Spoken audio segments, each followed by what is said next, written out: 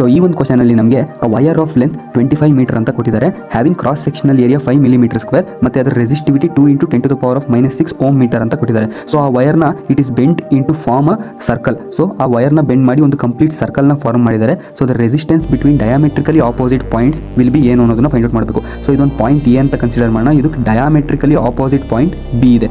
So ಇವೆರಡು point ಮಧ್ಯೆ ಇರೋ ರೆಸಿಸ್ಟೆನ್ಸ್ ಅಂದರೆ ಈಕ್ವಿವೆಲೆಂಟ್ ರೆಸಿಸ್ಟೆನ್ಸ್ ಎಷ್ಟು ಅನ್ನೋದನ್ನ ಫೈಂಡ್ ಔಟ್ ಮಾಡಬೇಕು. ಸೊ ಈ ಡಯಾಗ್ರಾಮ್ಗೆ ಈಕ್ವಿವೆಲೆಂಟ್ ಡಯಾಗ್ರಾಮ್ ಬರೆಯೋಣ. ಸೊ ಪಾಯಿಂಟ್ ಎ ಅನ್ನು ಕನ್ಸಿಡರ್ ಮಾಡಿದ್ರೆ ಅದನ್ನು ಈ ಥರ ಕೂಡ ಬರ್ಕೊಬೋದು.